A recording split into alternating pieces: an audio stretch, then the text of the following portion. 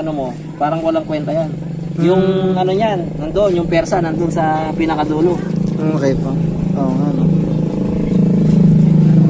Itong tubig na to, nagpapadulas lang para siya yung sasama sa ano, Pabo, sa butas, tapos babara yung ano, yung parang debris.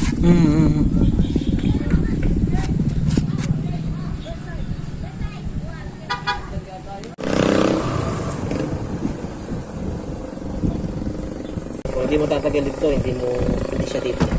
Pa-side ko.